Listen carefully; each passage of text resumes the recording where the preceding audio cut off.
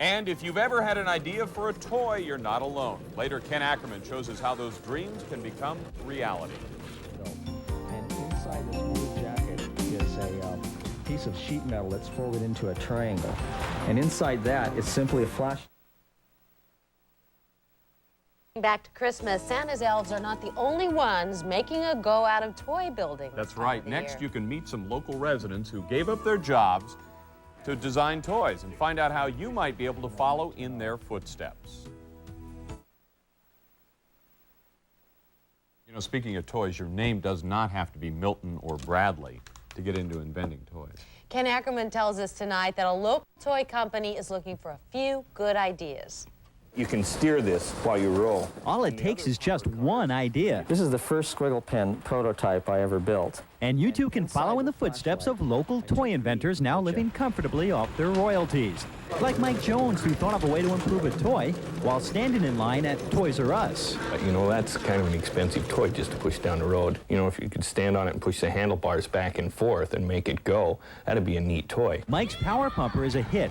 They're used in the Portland school system and has given Mike the freedom to leave his cement business behind. And the general contractor looked at me and says, "What does this mean, Mike?"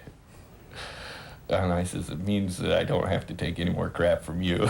That was my last day. Mike and wife Sigrid live in a nice home in a nice neighborhood, happily ever after. I was about 10 years old when I started actually developing things that worked. Rick Kristen was a firefighter who now goes by Mr. Fun. Thanks to his inventions, Mr. Fun will never have to go to Mr. Firehouse again, all because he followed through with his idea. And then the idea hit me. You got to have a motor, you got to have a weight and a battery to drive it. And I went down to Fred Meyer's and I bought all the parts I needed. And 15 minutes, there it was, the squiggle pen.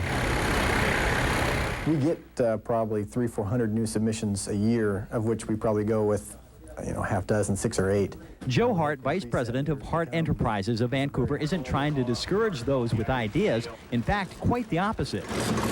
Mike Jones went to them with this. You have wheelbarrow tires and water pipe and car parts and everything else on the prototypes. Rick Christian approached Hart with his idea. These are things that you just put together with glue and baling wire. But your idea doesn't even have to be that elaborate. A lot of people don't have the means or the ability to fashion a prototype, so they come in with their ideas and we can run with it from there. The Power Pumpers just hit the market in June and are a huge hit. 10 million of the squiggle pens are now in the hands of consumers, and the squiggle ball is right behind. Who knows? Your idea could be next. In Portland, Ken Ackerman, the 10 o'clock news. Fun stuff. Let's go home right now.